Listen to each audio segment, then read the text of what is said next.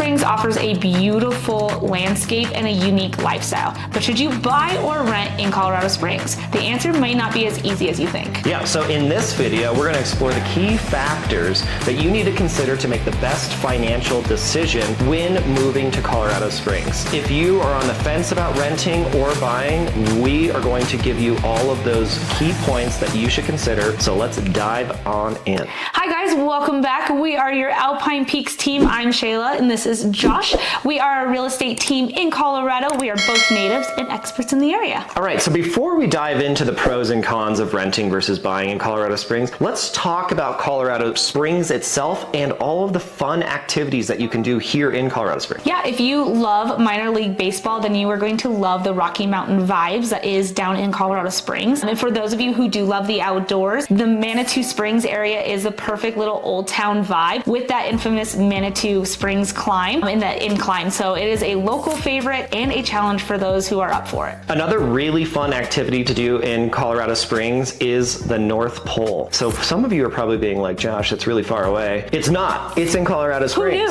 Who knew? Guess what? It's in Colorado Springs. The North Pole is a fun little Christmas amusement park that they have right there on Cheyenne Mountain, and it is so much fun. It used to have the world's highest elevated Ferris wheel at elevation. It's no longer, but it's up there. It's really up there. It's way up there, but it's a really fun family day to go down there and, you know, sit with Santa, watch him work with their elves. You know, it's open all summer long, and so you can go and be like, hey, Santa, I would like this for Christmas. And he'll actually like write it on his little list of what you want. It's so much fun. It's like one of the best days you have as a family that's relatively inexpensive, and it's just right there in Colorado Springs. Yeah, and don't forget the Cheyenne Mountain Zoo, which is literally a zoo at the base of this mountain.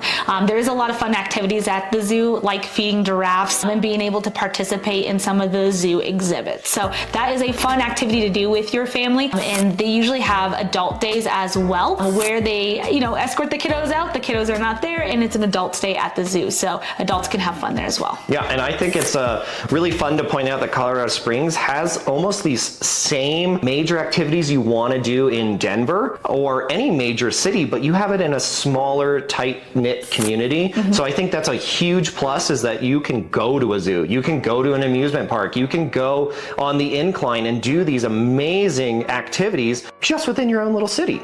And I think that's a huge perk. Now let's go talk about downtown and the nightlife. So Colorado Springs offers you so much fun activities in the nightlife. So it opens up. When Colorado Springs gets dark, the nightlife comes together. And that means there's fun bars, fun restaurants, mom and pop shops everywhere. And we're gonna give a quick shout out to all the little speakeasies that are in Colorado Springs. So there's a little rabbit hole that is so much fun to go to. It's like walking into a tiny little subway that is now a beautiful little speakeasy. And I think it's just great how much options there are in Colorado Springs. Yep, there's also Illusions, which is I want to say like it's a pop-up bar, but they stay pretty stationary. Their themes just change every couple of months. So they have had Star Wars themes, Harry Potter themes, Alice in Wonderland, Friends, you name it, they probably have had it. So just be on the lookout for those. There are 2 different locations, and each location is different depending on what the theme is. Yeah, and I just think Colorado Springs gives you all of that, you know, amazing activities you can do while being relatively inexpensive to Colorado. Yeah, so let's now talk about living in Colorado Springs. Colorado Springs offers a little bit of everything. I mean, you have a 14er in your backyard and you get a city lifestyle. So it gives you all of those options. So let's talk now the cost of living comparison for Colorado Springs specifically to other Colorado cities and towns. Yeah, it's about 30% more than the national average to live in Colorado Springs, but it's 17% cheaper than living in Denver. Yeah, and that's a huge cost savings when you're thinking about where you want to locate yourself, whether it be Denver or Colorado Springs. But in this one, we're going to be Colorado Springs specific, whether you should rent or buy, because we know you're coming to Colorado Springs. Renting in Colorado Springs does have an advantage. You don't have to usually pay property taxes or maintenance on your home that you are renting. So usually that is up to the landlord or the rental company. So renting in Colorado Springs, kind of like anywhere else, gives you that flexibility. You're not just tied down to one place, like compared to buying a home. You know, you can switch every year, that you don't have to stay where you're at. And with that, it surprisingly has a fast turnaround in Colorado Springs. Colorado Springs has a very large military presence. There are 3 major bases: Air Force Academy, Peterson Air Force Base, Fort Carson, Colorado. So it does have a large military community. So renting actually is very easy to get turnaround. So if you're a landlord down there, it's a great spot to be. If you're thinking about maybe even purchasing a property to then have it rented out, it's a great spot to be because there's so much military influx. There's so many universities down there as well. So you have the student population, military population. It's really easy to get somebody to rent, but that can also be a con if you're looking to rent, is you kind of have to be fast at it. Or even buying. Yeah, same with buying. But if we're going and renting right now, renting turns around quickly. So you will find a tenant, which can be a huge plus. And if you're renting, kind of want to be fast at it and pick up the spot before somebody else does. So another downside of renting is you are paying somebody else's mortgage, kind of like we mentioned before. You're not building any equity in the house that you are renting or in the apartment that you're renting. You're kind of just paying somebody else's bills at that point. There is flexibility, but not when it comes to things that you want to do in the place that you're living. A lot of places you need to ask the landlord for permission. A lot of landlords will say, no, don't mess with my house. So it is helpful to have those tips on hand to do renters, I guess, home improvements, but they're not going to be something that is going to be there forever. So that is definitely a downside of renting. So in this video though, we are talking about renting a single family detached home. So we're looking at the median rent price. And the nice thing about Colorado Springs is, compared to Denver, it is relatively inexpensive to rent a single family home in Colorado Springs. You're looking on an average between $1,800 and $2,500, compared to Denver, where you're looking on an average of $3,000 to $4,000 a month in rent. So renting is actually, in some cases, less expensive than buying the home, especially in Colorado Springs. I think you should really consider that. If you're planning on staying there